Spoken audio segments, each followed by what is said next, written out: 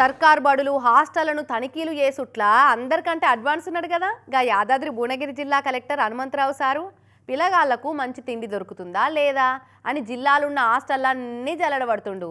ఏదో అట్లా నామకే వాస్తే అని మీద మీద చూసిపోతలేడుల్లో కూరలా ఉప్పెంతేస్తున్నారు, కారం సరిగ్గా పడుతుందా లేదా, పెరుగులా ఎన్ని నీళ్లు పోసి సల్లయేస్తున్నారు, పాలకూర పప్పులా ఏ పప్పు వాడుతుర్రు అని తూనికలు కొలతలేసినంత ఖచ్చితంగా చూస్తున్నాడు గిట్లా.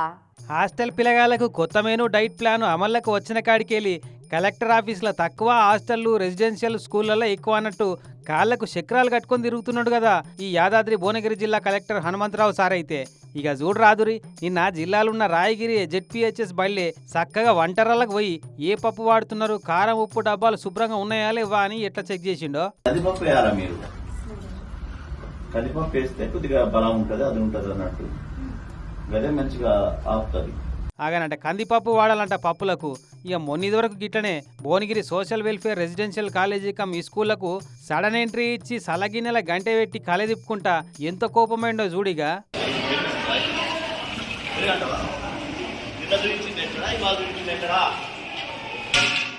ఇన్నరా ఇది మజ్జిగనా బల్పం నీళ్ళ అన్నట్టు మీదికెత్తి పోసుకుంటా మస్తు గరమైండు అక్కడి హాస్టల్ కేర్ టేకర్ మీద. ఇక సారు కోపం చూస్తే గంటతోని కొడతాడా ఎట్లా అనిపించిందట అక్కడ ఉన్నోళ్ళకైతే.